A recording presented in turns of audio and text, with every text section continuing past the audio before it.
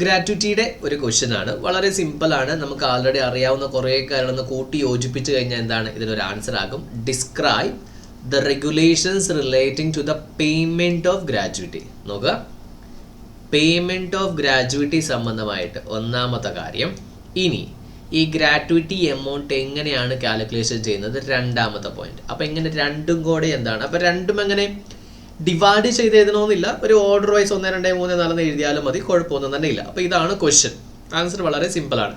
നമുക്കറിയാം അതിൻ്റെ ഫോർമുലാസ് എന്താണ്. സീസണൽ എസ്റ്റാബ്ലിഷ്മെൻറ്റ് നമുക്കറിയാം, നോൺ സീസൺ എസ്റ്റാബ്ലിഷ്മെൻറ്റ് എങ്ങനെയാണ്. Okay, clear. ഒന്നാമത്തത് എപ്പോഴൊക്കെയാണ് നമ്മൾ കൊടുക്കുക എന്നുണ്ടോ, സൂപ്പർ ആനുവേഷനോ റിട്ടയർമെൻറ്റോ റെസിഗ്നേഷനോ, ഇനി ഡെത്തോ ഡിസേബിൾ ഡ്യൂ ടു ആക്സിഡൻറ്റോ ഡിസീസ്. ഇതിൻ്റെ അകത്ത് ഈ ഒരു കാര്യത്തിന് മാത്രം സ്പെഷ്യാലിറ്റി ഉണ്ട് അല്ലേ. അപ്പോൾ ഈ 4 റീസൺസ് എഴുതി, സിമ്പിൾ. ഇനി എത്ര വർഷം വർക്ക് ചെയ്യണം, കണ്ടിന്യൂസ് 5 years. അപ്പോൾ ഇവിടെ കണ്ടിന്യൂസ് എന്ന് പറയുന്നത് വളരെ ഇമ്പോർട്ടൻ്റ് ആണ്. അപ്പോൾ നമ്മളിവിടെ എന്താണ്, അണ്ടർഗ്രൗണ്ടിൽ വർക്ക് ചെയ്യുന്നവരും less than 6 days in a week work ചെയ്യുന്നവരും സീസണൽ വർക്ക് ചെയ്യുന്നവരും എന്താണ് കണ്ടിന്യൂസ് എന്ന് പറഞ്ഞ് നമ്മൾ വർക്ക് ചെയ്തിട്ടുണ്ട്. അപ്പോൾ അതിനെക്കുറിച്ച് ഒരുപാട് ഡീപ്പായിട്ട് പോകണ്ട. കാരണം കണ്ടിന്യൂസ് സർവീസ് എന്നതിനെക്കുറിച്ച് ചോദിച്ചിട്ടില്ല, പേയ്മെൻറ്റിനെ കുറിച്ച് മാത്രമാണ്. എപ്പോൾ പേയ്മെൻറ്റ് ചെയ്യും, 5 വർഷം കണ്ടിന്യൂസ് വർക്ക് ചെയ്ത് കഴിഞ്ഞാൽ നിങ്ങൾ എപ്പോൾ റിട്ടയർ ആയാലും നിങ്ങൾക്കത് തരും. ഇനി ഡെത്തിൻ്റെ കാര്യമാണെങ്കിലോ 5 വർഷത്തിന് പകരം എത്ര വർഷമാണ്, 1 വർഷം. കറക്റ്റ് അല്ലേ? കേട്ടോ, the completion of continuous service of 5 years shall not be necessary where the termination of employment is due to death or disablement. ഈ ഡിസേബിൾമെൻറ്റ് എന്ന് പറഞ്ഞൊരു കോൺസെപ്റ്റ്, ഡിസേബിൾ ചുമ്മാ ഒരു കൈ മുറിഞ്ഞു സാർ പറ്റത്തില്ല, നോ. ഡിസേബിൾമെൻറ്റ് എന്താണ്, നമുക്ക് എംപ്ലോയ്മെൻറ്റ് ചെയ്യാൻ പറ്റാത്ത രീതിയിലാകുമ്പോഴാണ് അതിനെ ഡിസേബിൾമെൻറ്റ് നമ്മൾ പറയുന്നത്. അതായത് ഗ്രാറ്റുവിറ്റി റിസീവ് ചെയ്തിട്ട് നിങ്ങൾക്ക് ആ കമ്പനി അല്ലെങ്കിൽ ഫാക്ടറിയിൽ നിൽക്കാൻ പറ്റില്ല. നിങ്ങൾ പോവുകയാണ് നിന്നുകൊണ്ട്. അതായത് ഇപ്പോൾ നമുക്ക് എപ്പോഴും എന്താണ്, പെർമനൻറ്റ് ടോട്ടൽ ഡിസേബിൾമെൻ്റ് ഒക്കെയാണ് നമ്മൾ അതിന് കൺസിഡർ ചെയ്യുന്നത്, ഓർത്ത് വെക്കുക. ഓക്കെ, അപ്പോൾ നോർമൽ കേസസിൽ എന്താണ്, ഇപ്പോൾ സാധാരണ എനിക്ക് ഒന്നുമില്ല, ഞാൻ വർക്ക് ചെയ്യുകയാണെങ്കിൽ 5 വർഷം വർക്ക് ചെയ്യണം. ഇനി ഡെത്തോ ഡിസേബിൾമെൻറ്റോ ആണെങ്കിൽ, ഇപ്പോൾ ഫോർ എക്സാമ്പിൾ 2024 ഒരാൾ വർക്ക് ചെയ്തു, 2026 അയാൾ എംപ്ലോയ്മെൻറ്റ് ഇഞ്ചുറി കാരണം അല്ലെങ്കിൽ ഒരു ആക്സിഡൻ്റ് ആയിട്ട് മരിച്ചു പോയി എന്ന് വെച്ചോ. അപ്പോൾ നോക്കും 5 വർഷമായോ, ഇല്ല. അപ്പോൾ 2 വർഷമേ ആയിട്ടുള്ളൂ. അപ്പോൾ 1 വർഷം ക്രൈറ്റീരിയ ഫുൾഫിൽ ചെയ്താലും എന്താണ് നമുക്ക് കൊടുക്കാൻ പറ്റും. അപ്പോൾ സാർ ഒരു 7 മാസമാണെങ്കിലോ, സോറി ഒന്നും കൊടുക്കില്ല. ഓക്കെ, ക്ലിയർ, നോട്ട് ചെയ്ത് വെക്കുക. അപ്പം ഒന്നും കൊടുക്കില്ല എന്ന് പറയുമ്പോൾ ഇവിടെ 1 year കംപ്ലീറ്റ് സർവീസ് നമ്മൾ ഈ പാർട്ട് ഇയർ കൺസിഡറേഷൻ നമ്മൾ ചെയ്യുന്നുണ്ട്. അപ്പോൾ നമുക്ക് മിനിമം 1 year കംപ്ലീറ്റ് ചെയ്താലേ നമുക്ക് അതിൻ്റെ എലിജിബിലിറ്റി വരത്തുള്ളൂ. ഇപ്പോൾ 1.6 month ആണെങ്കിൽ 2 ആയിട്ട് കൺസിഡർ ചെയ്യും, ലെസ് ദാൻ ആണെങ്കിൽ ഇഗ്നോർ ചെയ്യും. അപ്പോൾ മിനിമം എന്താണ് 1 year എന്ന് പറഞ്ഞ ക്രൈറ്റീരിയ അവിടെ വേണം, ഇല്ലെങ്കിൽ നമുക്ക് ബുദ്ധിമുട്ടാകും. കാരണം ഒരു എംപ്ലോയറിനെ സംബന്ധിച്ച് എന്താണ് എക്സ്ട്രാ റിസ്ക് ആണ് അയാൾ എടുക്കുന്നത്. കാരണം ഇവിടെ കോൺട്രിബ്യൂഷൻ വരുന്നില്ല നമ്മുടെ ഈ ഒരു PF പോലെ. ക്ലിയർ അല്ലേ? മാക്സിമം എത്ര കൊടുക്കും നമ്മൾ, ഗ്രാജുവേറ്റി മാക്സിമം 25 ലക്ഷം രൂപ വരെ നമ്മൾ കൊടുക്കും. 20 ആയിരുന്നു, അത് 2024 എന്താണ് 25 ലക്ഷമായിട്ട് കൂട്ടിയിട്ടുണ്ട്. ഓക്കെ, മെറ്റീരിയലൊക്കെ ഒന്ന് ചേഞ്ചസ് വരുത്താനുണ്ട്, നോട്ട് ചെയ്ത് വെക്കുക. Next, in case of the death of the employee ആർക്കാണ് എമൗണ്ട് കൊടുക്കുക? ഓബ്വിയസ്ലി 1 വർഷം കഴിഞ്ഞ ഉടനെ അയാൾ ഒരു നോമിനേഷൻ ചെയ്യണം. പക്ഷേ നോമിനേഷൻ ആയിട്ടില്ല, 1 വർഷം കംപ്ലീറ്റ് ആയിട്ടുണ്ടെങ്കിൽ ആർക്ക് കൊടുക്കാം? ലീഗൽ ഹയർസിന് കൊടുക്കാം. ഓക്കെ, കാരണം നമ്മൾ നോമിനേഷൻ പഠിക്കുന്നത് പറഞ്ഞിട്ടുണ്ട്, നോമിനേഷൻ എപ്പോഴും ഫാമിലിയുടെ പേരിലായിരിക്കണം. ഫാമിലി ഇല്ലെങ്കിൽ എന്താണ്, ആരുടെ പേര് വേണമെങ്കിലും ചെയ്യാം. പിന്നെ ഫാമിലി അയക്കുമ്പോൾ ഫാമിലിയുടെ പേരിലേക്ക് മാറ്റണം. ഇങ്ങനത്തെ ഒരുപാട് ക്രൈറ്റീരിയസ് എന്താണ് നമ്മൾ പഠിച്ചിട്ടുണ്ട്. ഓക്കെ, അപ്പോൾ എല്ലാം കൊണ്ട് നോക്കുമ്പോഴെന്താണ് അവിടെ നോമിനേഷൻ ഈസ് വെരി ഇമ്പോർട്ടൻറ്റ്. അത് ഇവിടെ മാത്രമല്ല, എല്ലാ കേസസിലും. പിന്നെ ലീഗൽ ഹയർസ്, സക്സഷൻ സർട്ടിഫിക്കറ്റ് കൊടുത്ത് കണ്ടെത്തിയത് ഭയങ്കര ബുദ്ധിമുട്ടുള്ളൊരു കാര്യം തന്നെയാണ്, ഓർത്ത് വെക്കുക. ഓക്കെ, ഇത്രയുമായി. ഇനി കാൽക്കുലേഷൻ പോയിന്റ് ഓഫ് വ്യൂ നമ്മൾ നോക്കുന്നു. എങ്ങനെയാണ് കാൽക്കുലേഷൻ ചെയ്യുന്നത്? അതിൻ്റെ അകത്ത് ടൈം റേറ്റഡ് ഉണ്ട്, പീസ് റേറ്റഡ് ഉണ്ട്, അതേപോലെ തന്നെ സീസണൽ എസ്റ്റാബ്ലിഷ്മെൻ്റ് ഉണ്ട്. ഇവിടെ ഇത് കുറച്ച് എന്താ പറയുക, പാരഗ്രാഫ് വേർഡിങ്സിൽ നൽകിയിട്ടുണ്ട്. അപ്പോൾ നിങ്ങൾക്കതിനെ ന്യൂമറിക്കലാക്കാം. ഓക്കെ, കൃത്യമായിട്ട് നോട്ട്. ഇവിടെ ഫോർ എക്സാമ്പിൾ നോക്കുകയാണെങ്കിൽ this one, right? Last wage drawn salary 15 divided by 26. നമ്മൾ 1 monthനെ 26 എന്നാണ് കൺസിഡർ ചെയ്യുന്നത്. We will pay the 15 days. Next, completed year of services. Clear? അപ്പോൾ നമ്മൾ എന്താണ് ഇൻ കാൽക്കുലേഷൻ ഓഫ് ഗ്രാജുവിറ്റി 1 മാസം നമ്മൾ 26 ദിവസം എടുക്കുക. കാരണം നമ്മൾ all Sundays will be holiday, right? അതുകൊണ്ടാണ് നമ്മൾ 26 എന്ന രീതിയിൽ എടുക്കുന്നത്. നോട്ട് ചെയ്ത് വെക്കുക. ഇതാണ് നോർമലി. ഇനി എന്താണ് ഈ പറഞ്ഞ ഇത് ടൈം റേറ്റിനാണ്. ഇനി പീസ് റേറ്റിന് മാറും, സീസണലിന് മാറും. ക്ലിയർ അല്ലേ? ഇപ്പോൾ നമുക്ക് നോക്കാം. അപ്പോൾ നിങ്ങൾ ഈ രീതിയിൽ എഴുതിയാൽ മതി കേട്ടോ, നിങ്ങൾക്ക് ഇതൊരു കൺഫ്യൂഷൻ ആവുകയാണെങ്കിൽ. Provides that for every completed year of service or part thereof in excess of 6 months we will consider, otherwise we will ignore. The employer shall pay gratuity to an employee at the rate of 15 days salary. 15 days salary means 15 divided by 26 കൊടുക്കുന്നത് നമ്മൾ. In case of piece rated ആണെങ്കിലോ daily wages shall be computed on an average of the total wages received by him during the period of past 3 months. എന്നിട്ട് total number of days work. അപ്പോൾ ഞാൻ കാൽക്കുലേഷൻസിലേക്ക് ഒരുപാട് പോകുന്നില്ല, കാരണം already നമ്മൾ നടന്നതാണ്. Okay, അപ്പോൾ നമ്മൾ ഒരിക്കലും എന്താണ് ഓവർ ടൈം നമ്മൾ കൺസിഡർ ചെയ്യില്ല. ഓവർ ടൈം കൺസിഡർ ചെയ്യുമ്പോൾ വലിയൊരു എമൗണ്ട് ആയിട്ട് വരും. അപ്പോൾ നമ്മൾ ഡെയിലി എന്താണ് വേജസ് അതിനനുസരിച്ച് മാത്രമേ നമ്മൾ കൺസിഡർ ചെയ്യുകയുള്ളൂ. ഓക്കെ, ഇനി സീസൺ എസ്റ്റാബ്ലിഷ്മെൻ്റ് ആണെങ്കിലോ നമ്മൾ ഒരിക്കലും എന്താണ് 15/26 ആക്കില്ല, 7/26 ആക്കുള്ളൂ. 7 days, കാരണം സീസണലിൻ്റെ ഒരു കാൽക്കുലേഷൻ പോയിന്റ് ഓഫ് വ്യൂ ആണ് 7 സീസൺസ് എന്ന രീതിയിൽ നമ്മൾ ചെയ്യുന്നത്. In case of an employee employed in a season establishment, the employer shall pay graduate the rate of 7 days wage for each season. Okay, note ചെയ്ത് വെക്കുക. അതിൻ്റെ ഫോർമുല കാര്യങ്ങളൊക്കെ ഇങ്ങനെയാണ് അതിൻ്റെ ഒരു ഫോർമുല വരുന്നത്. അത് എഴുതി വെക്കുകയാണെങ്കിൽ അത്രയും നല്ലതായിരിക്കും.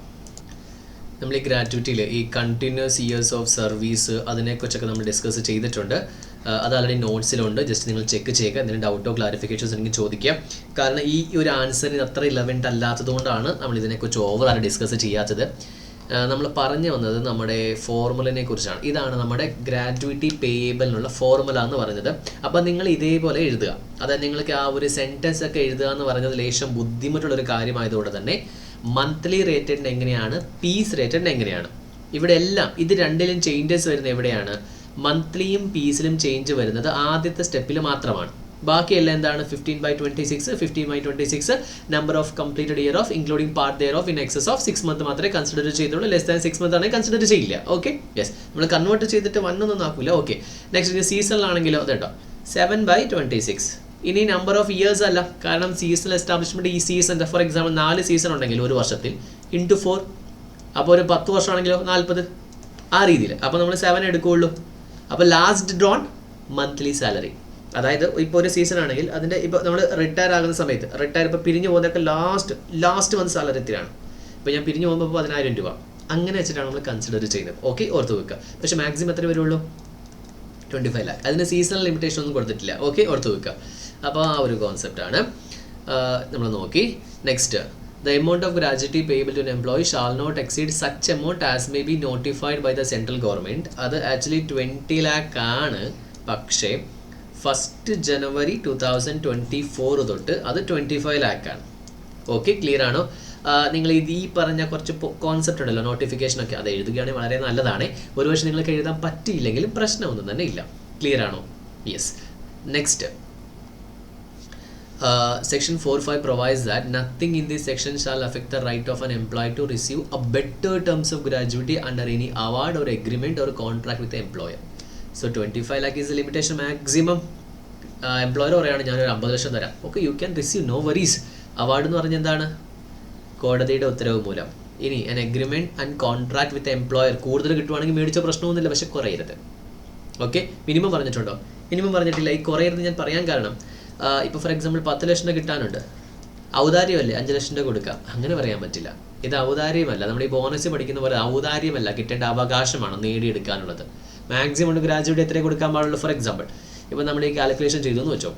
ഈ കാൽക്കുലേഷൻ ചെയ്യുമ്പോൾ നമുക്കൊരു 50 ലക്ഷം രൂപ വന്നു, സാലറി ഒക്കെ 50 ലക്ഷം രൂപ വന്നു. 25 lakh 50 lakh വിച്ച് ഈസ് മോറാ? 25 lakh മാക്സിമം. ഇപ്പോൾ ഈ 10 ലക്ഷം രൂപ or 25 lakh ആക്ച്വൽ എമൗണ്ട് ആണ്. 25 ലക്ഷത്തിന് കൂടിപ്പോയാൽ 25 ലക്ഷത്തിന് നിർത്തുക. 25 ലക്ഷത്തിന് കുറവാണെങ്കിൽ എത്രയാണോ അത്ര കൊടുക്കുക. ഇത് പീസ് ആണെങ്കിലും ടൈം ആണെങ്കിലും സീസണിലാണെങ്കിലും എല്ലാത്തിനും സെയിം ആയിരിക്കും. ക്ലിയർ ആണോ? So this is about the gratuity point. അപ്പോൾ ഈ ഗ്രാറ്റുവിറ്റിയിൽ ശരിക്കും പറയുമ്പോൾ ഇത് തന്നെയാണ് ഏറ്റവും വലിയ ഇമ്പോർട്ടൻ്റ് ആയിട്ടുള്ളത്. ഇനി എങ്ങനെ വരുന്ന 5 മാർക്കിൻ്റെ ക്വസ്റ്റ്യൻസ് വരുന്നത് ഗ്രാജുവിറ്റി കാൽക്കുലേഷൻസ് ആണ്. ഒരു എമൗണ്ട് നൽകിയിട്ട് അങ്ങനെ ഒരു ഡിഫിക്കൽട്ട് ചോദ്യമൊന്നും അങ്ങനെ ചോദിച്ചിട്ടില്ല, വളരെ ഡിഫിക്കൽട്ട് ആയിട്ടുള്ളത്. പക്ഷേ എന്നാലും നമ്മൾ പഠിച്ചിരിക്കുന്നത് നല്ലതാണ്. ടാക്സേഷൻ പോയിന്റ് ഓഫ് വ്യൂ എന്താണ്, നിങ്ങൾക്കത് ഉപകാരപ്പെടും. June 2024 ഗ്രാറ്റുവിറ്റി സംബന്ധമുള്ള ക്വസ്റ്റ്യൻ ആണ്. നമുക്കറിയാം ഡിസംബർ 2024 എന്തുണ്ടായിരുന്നു, ഗ്രാറ്റുവിറ്റി ഉണ്ടായിരുന്നു. ഓക്കെ, ഇപ്പോൾ ഗ്രാറ്റുവിറ്റി കുറച്ചുകൂടി ഇമ്പോർട്ടൻ്റ് ആണ്. പക്ഷേ സാർ അത് ഈ പ്രാവശ്യം വന്നില്ല, അങ്ങനെ നമ്മൾ നോക്കേണ്ട ആവശ്യമില്ല. ഗ്രാറ്റുവിറ്റി ഇമ്പോർട്ടൻ്റ് ആണ് എന്നൊരു കൺസെപ്റ്റ് തന്നെയാണ്. ഇൻഡസ്ട്രിയിലോ എന്തായാലും നമുക്ക് എന്താണ് നല്ല ഇമ്പോർട്ടൻസ് വരും. നമ്മൾ ആ PF അതിനെ കമ്പയർ ചെയ്യുമ്പോൾ ഗ്രാറ്റുവിറ്റി കുറച്ചും കൂടെ കൂടുതൽ ഇമ്പോർട്ടൻ്റ് ആയിട്ട് വരും. Discuss detail. അപ്പോൾ ഡിസ്കസ് ഇൻ ഡീറ്റെയിൽ എക്സ്പ്ലനേറ്ററി ആണ്. എന്താണ് application and belated application for payment of gratuity. വളരെ സിമ്പിളാണ്. കുറച്ച് ഫോംസ് ഉണ്ട്. ആ ഫോംസ് നമ്മൾ നല്ലപോലെ സ്പെസിഫൈ ചെയ്ത് കഴിഞ്ഞാൽ ഈസി ആയിട്ട് നമുക്ക് കവർ ചെയ്യാൻ പറ്റും. എന്താണ് ഗ്രാറ്റുവിറ്റി കിട്ടാൻ നമ്മൾ അപ്ലൈ ചെയ്യുന്നതും ഒരു പക്ഷേ അപ്ലൈ ഡിലേ ആയാലും അതിനെക്കുറിച്ചുള്ള കാര്യങ്ങളാണ്. നമുക്ക് വളരെ കൃത്യമായിട്ട് അറിയാം ആര് അപ്ലൈ ചെയ്യണം. എംപ്ലോയി അപ്ലൈ ചെയ്യണം, നോമിനി അപ്ലൈ ചെയ്യാം, ഹയർ അപ്ലൈ ചെയ്യും. ബിലേറ്റഡ് ആണെങ്കിലും പ്രശ്നമല്ല, സഫീഷ്യൻറ്റ് കോസ് ആണെങ്കിൽ അത്രയേ ഉള്ളൂ. ക്ലിയർ ആണ്. വളരെ സിമ്പിൾ കോൺസെപ്റ്റാണ്. നമുക്ക് നോക്കാം എന്താണ്. വളരെ simple concept. Okay, first one ഇത് അപ്ലിക്കേഷൻ, അതിനുശേഷം ബിലേറ്റഡ് അപ്ലിക്കേഷൻ. ബിലേറ്റഡ് എന്ന് പറയുമ്പോൾ എന്താണ്, വിത്തിൻ ടൈം അപ്ലൈ ചെയ്തില്ലെങ്കിൽ എങ്ങനെയാണ് നമുക്ക് നോക്കാം. റൂൾ 7 സബ് റൂൾ 1 ആണ് ഇതിനെക്കുറിച്ച് പറയുന്നത്. An employee who is eligible for the first one, an employee who is eligible for the payment of gratuity under the act or any person authorized in writing to act on his behalf shall apply ordinarily within 30 days from the date of gratuity become payable. അപ്പോൾ ഇവിടെ നമ്മൾ പറഞ്ഞു സ്റ്റാർട്ടിങ്ങിൽ പറഞ്ഞ പോലെ തന്നെ നമ്മൾ 3 type of ആൾക്കാരെ കുറിച്ച് പറയുന്നുണ്ട്. എന്താ ആരൊക്കെയാണ്? ഒന്ന് employee, second one nominee, third one നമ്മുടെ ഈ പറഞ്ഞ ലീഗൽ ഹയർ. പക്ഷെ ഇവിടെ ഫസ്റ്റ് കാറ്റഗറി നമ്മൾ പഠിക്കുന്നത് ആരെക്കുറിച്ചാണ്? എംപ്ലോയിനെ കുറിച്ചാണ് അല്ലേ. ഫസ്റ്റ് വൺ എംപ്ലോയി ആണ്. പക്ഷെ ഇവിടെ എംപ്ലോയിക്ക് പകരം എംപ്ലോയിയുടെ ഓതോറൈസ്ഡ് പേഴ്സണും ആകാം. അതാണ് ഒന്നാമത്തെ ക്രൈറ്റ്. അതാണ് പറഞ്ഞത് അൻ എംപ്ലോയി. ആർ employee? an employee. Okay, an employee who is eligible. അതായത് ഫസ്റ്റ് സ്റ്റെപ്പ് ആരാണ്? ഫസ്റ്റ് സ്റ്റെപ്പ് നമ്മുടെ സിമ്പിൾ ആയിട്ട് പറയുമ്പോൾ എംപ്ലോയി. 2 എംപ്ലോയിക്ക് പകരം ആരാകാം? Any person authorised in writing. ഇപ്പോൾ ഫോർ എക്സാമ്പിൾ ഞാൻ ജീവിച്ചിരിപ്പുണ്ട്, എനിക്ക് പോകാൻ പറ്റില്ല, ഞാൻ ദുബായിലായി പോയി. അപ്പോൾ ഞാൻ പറയുകയാണ് എടാ നീ ഒന്ന് പോ. ചുമ്മാ പറയുന്നതല്ല. നോർമലി നമ്മൾ ഒരാളെ പവർ കൊടുക്കുന്നത് എങ്ങനെയാണ്? Power of attorney. ഇവിടെ അത്ര വലിയൊരു സംഭവം ഒന്നും വേണ്ട ആവശ്യമില്ല. ഞാൻ റിട്ടേണിൽ ഈ ഒരു ഗ്രാറ്റുവിറ്റി റിസീവ് ചെയ്യാൻ വേണ്ടി ഞാൻ ഇയാളെ ഓത്തോറൈസ് ചെയ്തിരിക്കുന്നത്. ഇപ്പോൾ എല്ലാം നമ്മുടെ ബാങ്ക് അക്കൗണ്ട്സ് 1972 കാര്യമാണ് പറയുന്നത്. നമ്മൾ എന്താണ് അയാൾക്ക് പറക്കോട് നീ പോയിട്ട് മേടിച്ചിട്ട് വാ. ഓക്കെ, അപ്പോൾ ഇവിടെ ഞാൻ പോകുന്നതും ഞാൻ ഓത്തോറൈസ് ചെയ്തിട്ടുള്ള ആൾ പോകുന്നതും സെയിം. ആര് പോയ പോലെ തന്നെയാണ്? ഞാൻ പോയ പോലെ തന്നെയാണ്. നോമിനേഷൻ അല്ല. ഓർത്തു വെക്കുക എപ്പോഴാണ് പോകേണ്ടത്. അപ്പോൾ ഒന്നാമത്തെ കോൺസെപ്റ്റ് എന്താണ്? ഒന്നാമത്തത് റൂളാണ്. രണ്ടാമത്തത് റൂൾ 7 സബ് റൂൾ 1 ആരെക്കുറിച്ച് പറയുന്നു? എംപ്ലോയിയും ഓത്തോറൈസ്ഡ് പേഴ്സൺ. കറക്റ്റ് ആണോ? യെസ്. ഇനി എപ്പോൾ പോകണം? Normally within 30 days from the date of gratuity become payable. അതായത് ഞാൻ റിട്ടയർ ചെയ്യുന്നതും റിസൈൻ ചെയ്യുന്നതും എൻ്റെ സമയം കഴിഞ്ഞ് ഇപ്പോൾ കോൺട്രാക്റ്റ് കഴിയുന്നു. ഓക്കെ, നോർമലി അന്ന് തൊട്ട് എന്താണ്? Within 30 days I can. ഇനി വേറൊരു കാര്യം കൂടെ ഉണ്ട്. ഇപ്പോൾ ഫോർ എക്സാമ്പിൾ ഞാൻ അടുത്ത മാസം 10-ാം തീയതിയാണ് റിട്ടയർ ചെയ്യുന്നത്. എനിക്ക് വളരെ കൃത്യമുണ്ട്. ഞാൻ കമ്പനിക്ക് ആൾറെഡി ഇപ്പോൾ ഞാൻ നോട്ടീസ് പീരീഡിലാണ് ഉള്ളത്. എന്താ നോട്ടീസ് പീരീഡ്? ആൾറെഡി ഞാൻ റിട്ടയർമെൻറ്റിൻ്റെ ഡേറ്റ് പറഞ്ഞിട്ട് ഞാൻ പിന്നെയും കണ്ടിന്യൂ ചെയ്യുന്ന സമയത്തിൻ്റെ പേരാണ് നമ്മൾ ഈ നോട്ടീസ് പീരീഡ് എന്ന് പറയുന്നത്. അതായത് ഞാൻ ഇന്ന ദിവസം റിട്ടയർ ആകുമെന്ന് നല്ലപോലെ എനിക്കറിയാം. അങ്ങനെയുണ്ടെങ്കിൽ അഡ്വാൻസ് ആയിട്ട് നമുക്ക് അപ്ലൈ ചെയ്യാം. ഇത് ഇതിനെക്കുറിച്ച് പറയുന്നത് അഡ്വാൻസ് അല്ല, ഗ്രാറ്റുവിറ്റി പേയബിൾ അതിനുശേഷം അപ്ലൈ ചെയ്യുന്ന കാര്യത്തെക്കുറിച്ച് പറയുന്നത്. ഇവിടെ എന്താണ് പറയാം? ഫോമിനെ കുറിച്ച് പറയാം. Where the superannuation or retirement, അതായത് ഒരു നിശ്ചിത സമയം നിങ്ങൾക്ക് നല്ലപോലെ അറിയാമെന്നുണ്ടെങ്കിൽ നിങ്ങളുടെ റിട്ടയർമെൻറ്റിന് 30 ഡേയ്സ് ബിഫോർ നിങ്ങൾക്ക് എന്ത് ചെയ്യാം? അപ്ലൈ ചെയ്യാം. അതായത് ഇനി പോയതിന് ശേഷം ഇനി അപ്ലൈ ചെയ്ത് ടെൻഷൻ അടിക്കേണ്ട ആവശ്യമില്ല. ഇന്ന് പോകുമെന്ന് നിങ്ങൾക്കറിയാലോ. 30 ഡേയ്സ് മുമ്പ് നിങ്ങൾ അറിയിച്ചാൽ മതി. ഓക്കെ, ക്ലിയർ ആണോ? യെസ്. ഇത് രണ്ടും അപ്ലൈ ചെയ്യുന്ന ഫോം ഏതാ? ഫോം നമ്പർ HIJK അങ്ങനെയാണ് പോകുന്നത്. I എന്നൊരു ഫോമിൽ എംപ്ലോയി അപ്ലൈ ചെയ്യുന്നു, ഓത്തറൈസ്ഡ് പേഴ്സൺ അപ്ലൈ ചെയ്യുന്നു. 2 ഡേറ്റ്സ് പറഞ്ഞിട്ടുണ്ട്. നോർമലി എന്താണ്? Within 30 days. ഗ്രാറ്റുവിറ്റി എപ്പോഴാണ് നിങ്ങൾക്ക് കിട്ടുന്നത്? ലാസ്റ്റ് ഡേറ്റ് ഉണ്ടല്ലോ, അത് നിങ്ങൾ പിരിഞ്ഞു പോകുന്നൊരു ഡേറ്റ്. ഇനി ആ പിരിഞ്ഞു പോകുന്ന ഡേറ്റ് നിങ്ങൾക്ക് നല്ലപോലെ അറിയാമെങ്കിൽ ഗ്രാറ്റുവിറ്റി ഇപ്പോൾ പോയി നിങ്ങൾ പിരിഞ്ഞു പോയി അല്ലെങ്കിൽ എന്തെങ്കിലും പിരിച്ചുപോയിട്ട് എന്തെങ്കിലും സംഭവം ആയെന്ന് വെച്ചോ.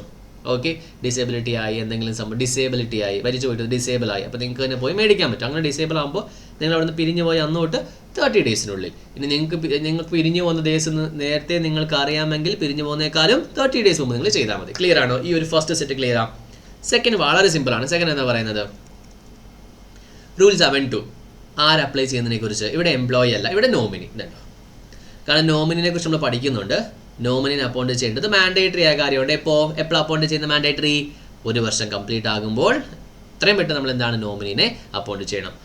An employee, a nominee of an employee who is eligible, nominee or nominees. ഇപ്പോൾ ഒന്നിൽ കൂടുതൽ നോമിനേഷൻ ഉണ്ടെങ്കിൽ they can come and apply. Who is eligible for the payment of the gratuity under second proviso section 1 എന്താണ് proviso to section 1 subsection 1 of payment of gratuity act. നമ്മൾ നോമിനേഷനെ കുറിച്ച് പഠിക്കുന്നു. ഇപ്പോൾ അവിടെ വിട്ടാരെ നമുക്ക് അത് നോമിനേഷൻ ഒരു ക്വസ്റ്റൻ ഉണ്ട്, അതായത് നമ്മൾ റിപ്പീറ്റ് ചെയ്യുന്ന ഒരു ക്വസ്റ്റനിൽ അവിടെ നമുക്ക് ഡിസ്കസ് ചെയ്യാം. തൽക്കാലം ഇവിടെ എന്താണ് റൂൾ നമ്പർ 7 സബ് റൂൾ 2 എന്ന് മാത്രം നിങ്ങൾ എഴുതിയാൽ മതി. ഓക്കെ, എപ്പോൾ അപ്ലൈ ചെയ്യണം? Ordinarily within 30 days from the date of gratuity becomes payable. ഇപ്പോൾ നോർമലി നോമിനേഷൻ എന്ന് പറയുമ്പോൾ എപ്പോഴാണ്? മരണശേഷമാണ് നമ്മൾ ഒരാൾ പോകുന്നത്. ഇപ്പോൾ ഒരാൾ മരിച്ചു, വിത്തിൻ 30 days എന്താണ് gratuity becomes payable. Gratuity become within 30 days from the date of gratuity becomes payable. ഇവിടെ വരുന്ന ഈ ഫോംസും ഡേയ്സും കാര്യങ്ങളും എല്ലാം MCQന് വളരെ ഇമ്പോർട്ടൻ്റ് ആണ്. ഇത് ഇവിടെ പറയും എന്താണ്, നിങ്ങൾക്ക് ഇതൊരു ഈ ക്വസ്റ്റ്യൻസ് ആണെങ്കിലും ഇതെല്ലാം നിങ്ങൾക്ക് MCQനും വളരെ ഇമ്പോർട്ടൻ്റ് ആയ ഒരു ക്വസ്റ്റ്യൻ ആണ്. ക്ലിയർ ആണോ? അതുകൊണ്ട് നിങ്ങൾ ഒരിക്കലും അവോയ്ഡ് ചെയ്യരുത് ഈ ക്വസ്റ്റ്യൻ. ഓക്കെ, അപ്പോൾ ഇവിടെ പറയുന്നത് ആര് അപ്ലൈ ചെയ്യുന്നതിനെ കുറിച്ചാണ്. രണ്ടാമത്തെ കോൺസെപ്റ്റ് നോമിനി അപ്ലൈ ചെയ്യുന്നതിനെ കുറിച്ചാണ് പറയുന്നത്. നോമിനി സബ് റൂൾ 2 പറയുന്നു. നെക്സ്റ്റ് എപ്പോൾ അപ്ലൈ ചെയ്യേണ്ടത്? ഫോം നമ്പർ J ആണ്, HIJ.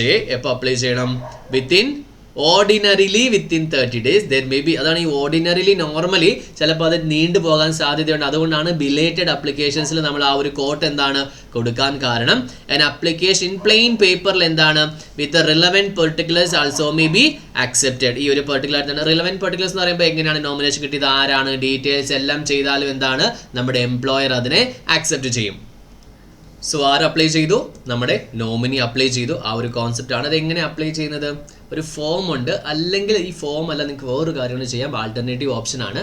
ഒരു പ്ലെയിൻ പേപ്പറിൽ നിങ്ങൾ നോമിനി എങ്ങനെ വന്ന് നോമിനേഷൻ റിസീപ്റ്റ് നമ്പർ ഉണ്ടാവും, എംപ്ലോയർ ഡീറ്റെയിൽസ് എല്ലാം കൊടുത്തു കഴിഞ്ഞാൽ അതും ആര് അക്സെപ്റ്റ് ചെയ്യും? നമ്മളുടെ എംപ്ലോയർ അക്സെപ്റ്റ് ചെയ്യും. ഇനി അയാൾക്ക് വേറെ എന്തെങ്കിലും ഡീറ്റെയിൽസോ കാര്യങ്ങളോ വേണമെന്നുണ്ടെങ്കിൽ അതും ആരോട് ചോദിച്ചാൽ മതി? നമ്മുടെ നോമിനോട് ചോദിച്ചു കഴിഞ്ഞാൽ നോമിനി പറയും. അപ്പം നോർമലി ഏത് ഫോമാണ്? ഫോം നമ്പർ J ആണ്. ഒരു പക്ഷേ ആ form number A application plain paper with relevant produce also be accepted. അപ്പോൾ ഫോം നമ്പർ J എന്ന് പറഞ്ഞത് ഒരിക്കലും നമുക്ക് എന്താണ് മാൻഡേറ്ററി അല്ല. പക്ഷേ ഫോം നമ്പർ J പോയി കഴിഞ്ഞാൽ വളരെ സിമ്പിൾ ആണ്. പേര്, ഡീറ്റെയിൽസ്, എന്താണ് എംപ്ലോയി, എപ്പോഴാണ് നോമിനേഷൻ അപ്പോയിന്റ് ചെയ്തത്, വാട്ട് ഈസ് റിലേഷൻ, അങ്ങനെ. കാരണം ഇവിടെ റിലേഷൻ ഒക്കെ ചോദിക്കാൻ കാരണം നോമിനി എപ്പോഴും ആയിരിക്കണം, റിലേറ്റീവ് ആയിരിക്കണം. അതാണ് ഇവിടുത്തെ ഇമ്പോർട്ടൻസ് എന്ന് പറയുന്നത്. ഓക്കെ, ക്ലിയർ ആണ്. ഇനി ഫാമിലി ഇല്ലെങ്കിൽ മാത്രമേ റിലേറ്റീവ് ആകേണ്ടതായ സിറ്റുവേഷൻ വരത്തുള്ളൂ. ഇനിയും നോമിനേഷൻ ആയില്ല എന്ന് വെച്ചാൽ, അതായത് 1 വർഷം കംപ്ലീറ്റ് ആയി, നോമിനിനെ അപ്പോയിന്റ് ചെയ്യുന്നതിനേക്കാൾ മുമ്പ് നമ്മുടെ എംപ്ലോയി മരിച്ചു പോയി കഴിഞ്ഞാൽ അവിടെ ആരില്ല?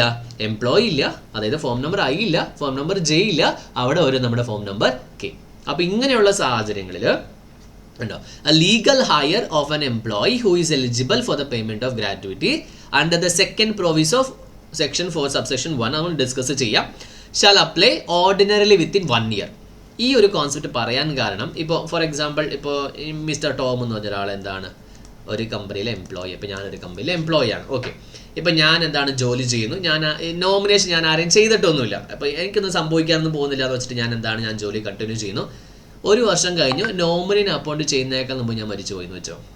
അപ്പോൾ ഇവിടെ ലീഗൽ ഹയേഴ്സിന്, അപ്പോൾ ലീഗൽ ഹയേഴ്സ് എന്ന് പറയുമ്പോൾ എന്താണ് മൈ ഫാമിലി, എൻ്റെ വൈഫ് അല്ലെങ്കിൽ എൻ്റെ പിള്ളേർ അല്ലെങ്കിൽ എൻ്റെ അച്ഛൻ അമ്മ, ഇവരാരെങ്കിലുമൊക്കെ എന്താണ് എൻ്റെ ലീഗൽ ഹയേഴ്സ് ആണ്. അപ്പോൾ ഇവരുടെ എൻ്റെ ഫാദർ വന്നിട്ട് എന്താണ് പിറ്റേ ദിവസം വന്നിട്ട് എൻ്റെ മോൻ്റെ മറ്റേ ഗ്രാജുവേറ്റ് തരണം ആരെങ്കിലും ചോദിക്കുമോ? ഇല്ല. നമുക്ക് നോർമലി എന്താണ് ശരിക്കും പറഞ്ഞാൽ അത് കുറച്ച് ഇമോഷൻ രീതിയിൽ പറയുന്നതാണ്. കാരണം നമ്മൾ പെട്ടെന്ന് ഇപ്പോൾ ഒരാൾ ആക്സിഡൻ്റ് ആയിട്ട് മരിച്ചു പോയി കഴിഞ്ഞാൽ നമ്മൾ അപ്പം തന്നെ ഇൻഷുറൻസിൻ്റെ പുറകിൽ പോവുമോ? ഇല്ല. നമ്മൾ ഒരു കുറച്ച് സമയം എടുക്കും. അല്ലെ, ആ ഒരു സമയമാണ് ശരിക്കും ഇവിടെ ഉദ്ദേശിക്കുന്നത് 1 ഇയർ സമയം. ഈ 1 ഇയർ ചിലവർ എന്താണ് കുറേ വർഷങ്ങൾ കഴിഞ്ഞാൽ റിക്കവർ ആകില്ല. ഇപ്പോൾ ഫോർ എക്സാമ്പിൾ ഒരു ലീഗൽ ഹയർ ഉള്ള അവർക്ക് എന്തെങ്കിലും മെൻ്റൽ ഇഷ്യൂസ് കാര്യങ്ങളൊക്കെ ആയിപ്പോയി ഒരു രീതിയിലൊന്ന് സർവൈവ് ചെയ്യാൻ പറ്റുന്നില്ല എന്നുണ്ടെങ്കിൽ ഈ ആപ്ലിക്കേഷൻ പിന്നെയും ഡിലേ ആകും. അതൊക്കെ ഒരു സഫീഷ്യൻറ്റ് കോസസ് ആണ്.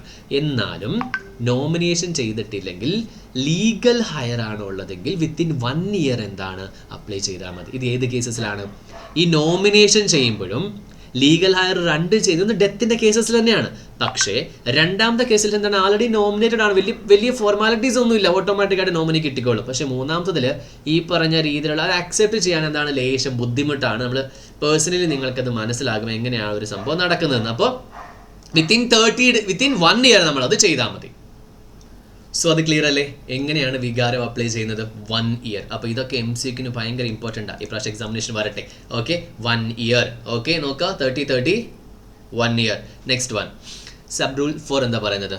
Where the gratuity becomes payable under the act before the commencement of these rules the periods of limitation specified in 1, 2, 3 shall be deemed to be operative from the date of commencement. അതായത് ഈ 1970 മുമ്പ് എന്തുണ്ട്? Gratuity കാര്യങ്ങളൊക്കെ ഉണ്ട് കേട്ടോ, വ്യത്യാസം തന്നെ ഇല്ല. അപ്പോൾ ഈ റൂൾസ് വന്നതിന് ശേഷം ഈ ഡേറ്റ് ആണ് അപ്ലിക്കബിൾ, അത്രേ പറയുന്നുള്ളൂ. അപ്പോൾ നിങ്ങൾക്ക് ഇതൊന്ന് പഠിക്കാൻ ബുദ്ധിമുട്ടാണെങ്കിൽ 1, 2, 3 മാത്രം പഠിച്ചാൽ മതി.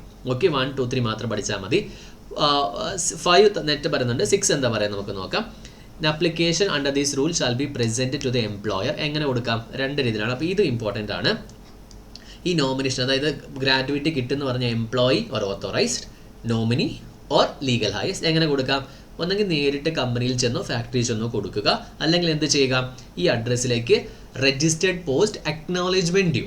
അതായത് ഈ രജിസ്റ്റേർഡ് പോസ്റ്റ് കൊടുക്കുമ്പോൾ ചുമ്മാ കൊടുത്താൽ പോരാ, നിങ്ങളിത് കൊടുത്തു എന്നുള്ളതിനൊരു അക്നോളജ്മെൻറ്റ് അത് നമുക്ക് സാധാരണ കിട്ടും. ഇപ്പോൾ നിങ്ങൾ കൊറിയർ അയച്ചു കഴിഞ്ഞാൽ, കാരണം ഇനി നാളെ അവിടെ ചെന്നിട്ട് ഞങ്ങൾക്കൊന്നും കിട്ടിയില്ല എന്ന് പറഞ്ഞാൽ ഫാക്ടറി പറയുമ്പോൾ നമുക്ക് പ്രൂവ് ചെയ്യാൻ എവിഡൻസ് വേണമല്ലോ. അപ്പോൾ എന്താ ചെയ്യേണ്ടത്? നമ്മൾ പോസ്റ്റ് അയച്ചെന്നുള്ള തെളിവുണ്ടാവും നമ്മുടെ കയ്യിൽ. അതൊരു സംഭവം. അത് കൊറിയർ ആണെങ്കിൽ നമുക്കൊരു സ്ലിപ്പ് കിട്ടും, പോസ്റ്റ് ആണെങ്കിൽ ഒരു സാധനം ഒരു കീറി തരും. അതൊക്കെ നമ്മുടെ കയ്യിൽ വേണം. അതൊക്കെ നമുക്ക് എവിഡൻസ് ആണ്. ക്ലിയർ ആണോ? നമുക്ക് ട്രാക്കിംഗ് ഐഡിയും കാര്യങ്ങളൊക്കെ വരും. ഇപ്പോൾ എല്ലാം ഡിജിറ്റലാണ്, അതില്ലെങ്കിലും കുഴപ്പമൊന്നും നമുക്ക് ട്രാക്ക് ചെയ്യാൻ പറ്റും. ആ ട്രാക്കിംഗ് നമ്പർ മെസ്സേജ് വരും നിങ്ങൾക്ക്, അത് നിങ്ങളുടെ കയ്യിൽ ഉണ്ടായിരുന്നാൽ മാത്രം മതി. ക്ലിയർ ആണോ?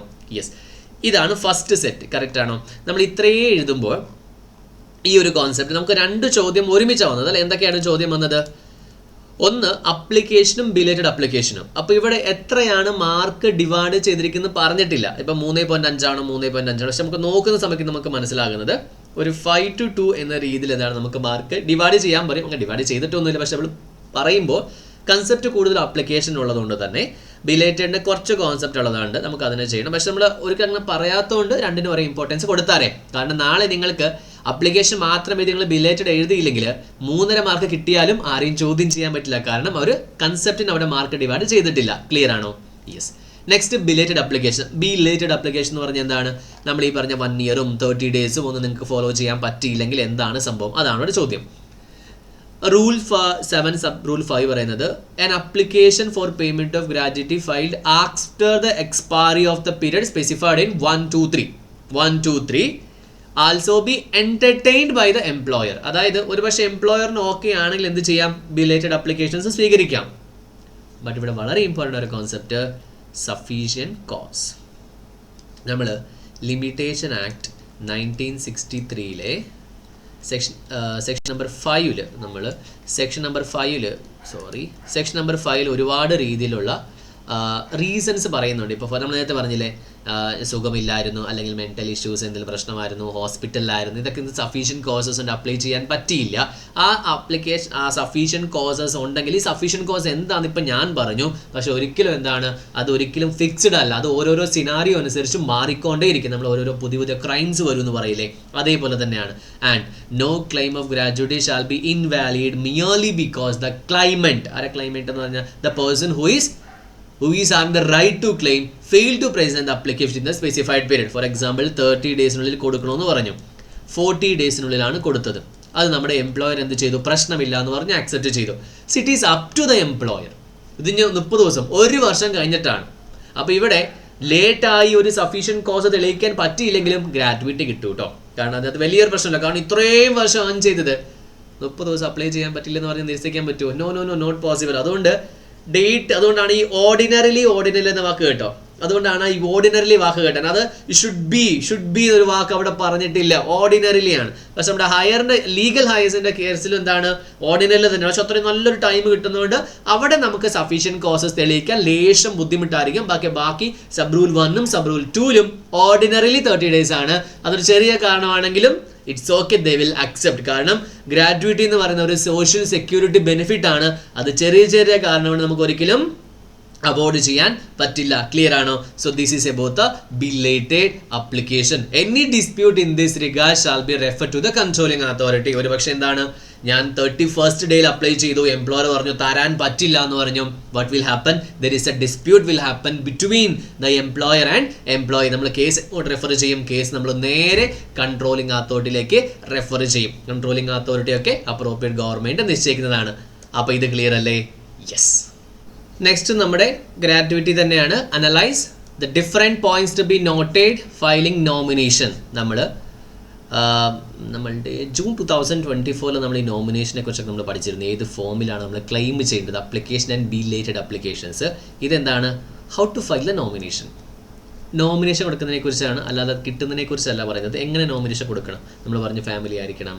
ഇനി ഫാമിലി ഇല്ലെങ്കിൽ വേറെ ആരുടെ പേരിലും കൊടുക്കാം, ഒന്നിൽ കൂടുതൽ ആൾക്കാരുടെ പേരിലും കൊടുക്കാം. സിമ്പിൾ കോൺസെപ്റ്റ് ആണ്. Analyse the different points to be noted for filing nomination. അതായത് you have to write everything about the nomination. എന്തൊക്കെ അറിയാം അതൊക്കെ എഴുതാം. എന്താണ് നമുക്ക് നോക്കാം കേട്ടോ. Section 6 of the payment of gratuity act provides that for filing nomination for receiving the gratuity after the death of the employee. നമ്മൾ എന്തിനു വേണ്ടിയാണ് നോമിനേഷൻ കൊടുക്കുന്നത്? എന്തിനു വേണ്ടിയാണ്? ഒരു എംപ്ലോയ്മെൻറ്റ് ഉള്ള സമയത്ത് മരിച്ചു പോയിട്ടുണ്ടെങ്കിൽ അയാൾക്ക് ഗ്രാറ്റുവിറ്റി കിട്ടുമ്പോൾ അത് റിസീവ് ചെയ്യാൻ ഒരാളെക്കുറിച്ചാണ് നമ്മൾ പറയുന്നത്. അതാളുടെ പേര് നോമിനി. ഇതെല്ലാ അർത്ഥത്തിൽ നോമിനി എന്ന് പറഞ്ഞാൽ ആരാണ്? അത് തന്നെയാണല്ലോ. അപ്പോൾ ഇവിടെ നോമിനേഷൻ ചെയ്യുന്ന സമയത്ത് നിങ്ങൾ നോക്കേണ്ട കാര്യങ്ങൾ ഇങ്ങനെയാണ്. എപ്പോഴാണ് നോമിനേഷൻ? നമുക്കറിയാം. എപ്പോഴാണ് ഗ്രാറ്റുവിറ്റി കിട്ടുക? ഒരാൾ continuous period of 5 years complete ചെയ്ത ശേഷം മാത്രമേ അവർക്ക് എന്ത് കിട്ടത്തുള്ളൂ? ഗ്രാറ്റുവിറ്റി കിട്ടത്തുള്ളൂ. ഇനി ഒരു കേസസിൽ മാത്രം 1 year മതി. അതേതാ? ഒരു കേസസിൽ മാത്രം 1 year മതി എന്ന് പറയുമ്പോൾ ഡെത്ത് ഓർ ഡിസേബിൾമെൻറ്റ് ആണെങ്കിൽ 1 year മതി. അപ്പോൾ മിനിമം ക്രൈറ്റീരിയ എത്രയാണ്? 1 year ആണ്. കറക്റ്റ് അല്ലേ? അപ്പോൾ each employee who has completed 1 year of service nomination കൊടുക്കണം. പോയിന്റ് നമ്പർ F-ൽ. ഓക്കെ, കൊടുക്കണം. ആർക്ക് കൊടുക്കും? നമുക്ക് എംപ്ലോയറിന് കൊടുക്കുന്നു. ഇവിടെ നോമിനേഷൻ നോർമലി ആരുടെ പേരിൽ കൊടുക്കും? ഇപ്പോൾ ഞാനൊരു എംപ്ലോയി ആണെങ്കിൽ ഞാൻ എൻ്റെ അച്ഛൻ്റെ പേരിൽ എഴുതുന്നു. ഇനി എനിക്ക് പറയുകയാണെങ്കിൽ അച്ഛൻ്റെ പേരിലും അമ്മയുടെ പേരിലും പെങ്ങന്മാരുടെ പേരിൽ എഴുതണം. Okay, you can. ഇവിടെ ലിമിറ്റേഷൻസ് ഇല്ല. പക്ഷെ മിനിമം ഒരു നോമിനി വേണം. You can spread over to more than 1. ഇപ്പോൾ മാക്സിമം ലിമിറ്റ് പറഞ്ഞിട്ടില്ല. നോർമലി നമ്മൾ 2-3 പേരുടെ പേരിലേക്ക് എന്താ നമ്മളത് എഴുതുന്നു. നെക്സ്റ്റ്, ഇനി കുറച്ച് റിലേറ്റഡ് കോൺസെപ്റ്റ് ആണ്. ഫാമിലിനെ കുറിച്ചാണ്. എപ്പോഴും നോമിനേഷൻ ആരുടെ പേരിലായിരിക്കണം? ഫാമിലിയുടെ പേരിലായിരിക്കണം. ഫാമിലി, റിലേറ്റീവ്, ബ്ലഡ് റിലേഷൻ ഉദ്ദേശിക്കുന്നത് ഫസ്റ്റ് നിയറസ്റ്റ് നമ്മൾ എഴുതുന്നു. If N employee has A family at the time of making nominee, ഫാമിലിയിൽ ആരുടെ പേരിലേക്ക് എഴുതാം? എൻ്റെ അമ്മാവൻ്റെ, മാമൻ്റെ, മോൻ്റെ, അതൊന്നുമല്ല. നിയറസ്റ്റ് ഫാമിലി നമുക്കറിയാം. എൻ്റെ താഴെയുള്ളതും എൻ്റെ മുകളിലുള്ളതും, ഇതാണ് എൻ്റെ ഫാമിലി എന്ന് പറയുന്നത്. എൻ്റെ ബ്രദർ, സിസ്റ്റർ, അതാണ് എൻ്റെ ഫാമിലി എന്ന് ഉദ്ദേശിക്കുന്നത്. അവരുടെ പേരിലേക്ക് മാത്രം നമുക്ക് എഴുതാൻ പറ്റത്തുള്ളൂ. ഒരു പക്ഷേ ഇതുണ്ടോ, ഫാമിലി നിലനിൽക്കെ ഞാൻ എൻ്റെ കൂട്ടുകാരൻ്റെ പേര് എഴുതി, വാലിഡ് ആണോ? അല്ല. അപ്പോൾ എനിക്ക് ഫാമിലി ഉണ്ടെങ്കിൽ നോമിനേഷൻ എപ്പോഴും ആരുടെ പേരിലായിരിക്കണം? ഫാമിലിയുടെ പേരിലായിരിക്കണം. ഒരു പക്ഷേ ഞാൻ ഫാമിലി നിലനിൽക്കെ ഞാൻ വേറൊരാളുടെ പേരിൽ who is not a member of his family or her family, that is void. ആ നോമിനേഷൻ വാലിഡിറ്റി ഉണ്ടാകില്ല. ക്ലിയർ ആണോ? അപ്പോൾ ഇവിടെ ഫാമിലി പ്രൂവ് ചെയ്യാനും മാരേജ് അങ്ങനത്തെ ഒരുപാട് കാര്യങ്ങളുണ്ട്. മാരേജ് സർട്ടിഫിക്കറ്റ്, പിന്നെ ഒരുപാട് പ്രശ്നമാകും. അതുകൊണ്ട് ഡോക്യുമെൻറ്റ്സ് എല്ലാം പെർഫെക്റ്റ് ആണെന്ന് ആൾറെഡി ഉറപ്പ് വരുത്തുക. Next, if at a time of making nomination employee അനാഥനാന്ന് വെച്ചോ, ഫാമിലി ആരും തന്നെ ഇല്ല. ഇറ്റ് മീൻസ് ഫാമിലി ഉണ്ട്, പക്ഷേ ആരാന്ന് എവിടെയൊന്നും എനിക്ക് അറിയത്തൊന്നുമില്ല, ഫാമിലി ഒന്നും തന്നെ ഇല്ല. അങ്ങനെ എന്ത് ചെയ്യാം? ആരുടെ പേരിൽ വേണമെങ്കിൽ എഴുതിക്കോ. Any person, the nomination made in favour of any person. But ഇപ്പം ഞാൻ ജോലിക്ക് ചേർന്ന സമയത്ത് 1 വർഷം കഴിഞ്ഞു, ഞാൻ നോമിനേഷൻ കൊടുത്തു. അപ്പോൾ എനിക്ക് ആരുമില്ല. ഞാൻ ഒരു 2 വർഷം കഴിഞ്ഞ് ഞാൻ കല്യാണം കഴിച്ചു. ആരായി? ഫാമിലിയായി. ആരുടെ പേരിലേക്ക് മാറ്റണം? വേണ്ട. Subsequently if the employee subsequently acquires a family, എന്നൊരു ഫാമിലി മേടിക്കുക എന്നല്ല, എനിക്കൊരു ഫാമിലി ആയി, ഭാര്യയും കൊച്ചും കാര്യങ്ങളെല്ലാം ആയി, such nomination shall be forthwith വിത്ത്, ഉടനെ ഇൻവാലിഡ് ആകും. ഏത്? ഇപ്പോൾ ഫോർ എക്സാമ്പിൾ, ഇപ്പം ഞാൻ എൻ്റെ ഒരു കൂട്ടുകാരനുണ്ടായിരുന്നു രാമുവിൻ്റെ പേരിലേക്ക് ഞാൻ നോമിനേഷൻ എഴുതി. കാരണം എനിക്ക് ഭാര്യയും മക്കളൊന്നും ആരും തന്നെ ഇല്ല. ഞാൻ 2 വർഷത്തിന് ശേഷം എന്താണ്, എനിക്ക് ഭാര്യനെ കിട്ടി, പേര് പറയുന്നില്ല, എക്സ്. ഓക്കെ, അപ്പോൾ എന്താണ്, ഭാര്യനെ കിട്ടിയ ഉടനെ രാമുവിന് ഇനി സാധനമില്ല. രാമു എന്താണ്, രാമു പോകണം. ഓക്കെ, അപ്പോൾ ഇനി ആരാകും? എക്സിൻ്റെ പേരിലേക്ക് ഞാൻ എഴുതണം. ഫോർത്ത് വിത്ത് എന്ന് പറയുമ്പോൾ എന്താണ്? ഉടനെ. Okay, become invalid and the employee shall make within such time as may be prescribed as per the rules. എത്രയും പെട്ടെന്ന് നമ്മൾ താഴെ പറയുന്നുണ്ട്, നമ്മൾ എന്ത് ചെയ്യണം? ഫ്രഷ് നോമിനേഷൻ ചെയ്യണം. അപ്പോൾ അത് ഓട്ടോമാറ്റിക് ഇൻവാലിഡ് ആകും. അതിനുശേഷം എന്താണ്, എനിക്ക് 1 or more ഫാമിലിയുടെ പേരിലേക്ക്. അത് അഡോപ്ഷൻ എല്ലാം സെയിം ആയിട്ട് തന്നെ വരട്ടെ, വ്യത്യാസമൊന്നുമില്ല. Next, nomination may be subject to above B modified. ഇപ്പോൾ എനിക്കൊരു നോമിനേനെ വെച്ചു, ഞാൻ അച്ഛൻ്റെ പേരിലേക്കാണ്, ഞാൻ മാറ്റിയിട്ട് എന്താണ് അമ്മയുടെ പേരിലേക്ക് ആക്കുന്നു. എനിക്ക് മാറ്റാൻ പറ്റും. ഞാൻ എന്ത് ചെയ്താൽ മതി? എംപ്ലോയറിന് ഒരു റിട്ടേൺ നോട്ടീസ് കൊടുത്താൽ മതി. റിട്ടേൺ നോട്ടീസ് കൊടുത്തിട്ട് എന്താണ് മാറ്റണം, അയാളെ മാറ്റണം അല്ലെങ്കിൽ ഇദ്ദേഹത്തെ മാറ്റണം എന്ന് പറഞ്ഞ് എനിക്ക് നോട്ടീസ് കൊടുക്കാൻ പറ്റും. പക്ഷേ ഏത് നോട്ടീസ് ആയിരിക്കണം? റിട്ടൺ നോട്ടീസ് ആയിരിക്കണം. നെക്സ്റ്റ്, ഇനി അടുത്ത സിറ്റുവേഷൻ, നമ്മൾ ശരിക്കും നോമിനി അപ്പോയിൻറ്റ് ചെയ്യുന്നത് എന്താണ്? എംപ്ലോയിയുടെ മരണശേഷം ഒരു ഫണ്ട് പോകാനാണ്. തിരിച്ചായാലോ? ആദ്യമേ നോമിനി മരിച്ചു പോയാലോ? എന്ത് ചെയ്യുക? പുതിയ നോമിനി അപ്പോയിൻറ്റ് ചെയ്യുക. ഓക്കെ, അത് ഫാമിലി ആണെങ്കിലും അല്ലെങ്കിലും. ഇഫ് നോമിനി പ്രീ ഡിസീസസ് എന്ന് പറഞ്ഞാൽ എംപ്ലോയിനേക്കാൾ മുമ്പ് മരിച്ചു പോയാൽ, അതാണ് പ്രീ ഡിസീസസ് എന്ന് പറയുന്നത്. The interest of nominee will be revert. അതായത് ഞാൻ എൻ്റെ എല്ലാ അവകാശങ്ങളും മരണശേഷം ഞാൻ ആർക്ക് കൈമാറിയിരുന്നു ജീവിച്ചിരിക്കുമ്പോൾ? നോമിനിക്ക്. അത് ആർക്ക് തിരിച്ചു വരും? അതാണ് റിവേർട്ട്. ആർക്ക് തിരിച്ചു വരും? എംപ്ലോയിക്ക് തിരിച്ചു വരും. ഞാൻ എന്ത് ചെയ്യണം? പുതിയൊരു നോമിനേഷൻ അപ്പോയിൻറ്റ് ചെയ്യപ്പെടുക. ഓക്കെ, ഇനി ചിലൊരു ചോദ്യം വരും, സാറേ എംപ്ലോയിയും നോമിനിയും കൂടെ ഒരേപോലെ മരിച്ചു പോയാലോ എന്ത് സംഭവിക്കുന്നൊരു കോൺസെപ്റ്റ് ഒക്കെ വരും. അവിടെ ലീഗൽ ഹയേഴ്സിൻ്റെ കോൺസെപ്റ്റ് ഒക്കെ വരും. Okay, no worries. So every nomination, fresh nomination, alteration. Okay, ആദ്യത്തെ നോമിനേഷൻ, ഫ്രഷ് നോമിനേഷൻ, ഇനി എന്തെങ്കിലും modification as the case may be. എങ്ങനെ അയച്ചു കൊടുക്കാം? നമുക്ക് രജിസ്റ്റേർഡ് പോസ്റ്റിലൊക്കെ അയച്ചു കൊടുക്കാൻ പറ്റും എന്നുണ്ട് ഇവിടെ പറയുന്നുണ്ട്.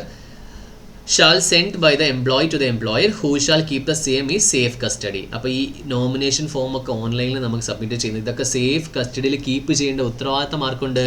നമ്മുടെ എംപ്ലോയറിനുണ്ട്. Safe custody. അപ്പോൾ നാളെ ചോദിച്ചു കഴിയുമ്പോൾ ഞാനൊരു പോസ്റ്റ് അയച്ചു, പോസ്റ്റിൻ്റെ അക്നോളജ്മെൻറ്റ്, ആ ഒരു റിസീപ്റ്റ് എൻ്റെ കയ്യിലുണ്ട്. എംപ്ലോയർ പറയും എനിക്ക് കിട്ടിയില്ല എന്ന്. അപ്പോൾ ഇവിടെയും കുറേ സിനാരിയോസ് വരും. നിങ്ങളുടെ പ്രാക്ടിക്കൽ ലൈഫിൽ നിങ്ങൾ ഫേസ് ചെയ്യുക. എങ്ങനെയാണ്?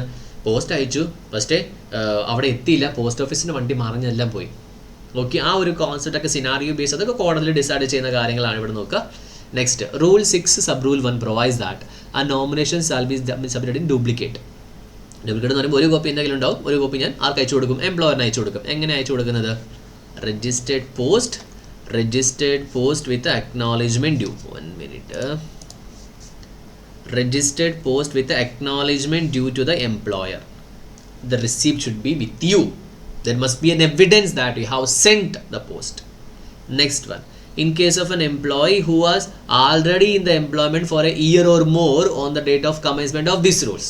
അതായത് ഈ 1972 ഗ്രാജുവേറ്റ് വരുന്നേക്കാൾ മുമ്പ് ഞാൻ ആൾറെഡി 3 വർഷം എംപ്ലോയ്മെൻറ്റിലായി, ഇപ്പോഴാണ് ഈ ഗ്രാജുവേറ്റി നോമിനേഷൻ കാര്യങ്ങളൊക്കെ വരുന്നത്. അങ്ങനെ ഉണ്ടെങ്കിൽ എന്ത് ചെയ്യണം? ഈ നിയമം പ്രാബല്യത്തിൽ വന്ന 90 ഡേയ്സിനുള്ളിൽ. ഇതെപ്പോഴാണ് വന്നത്?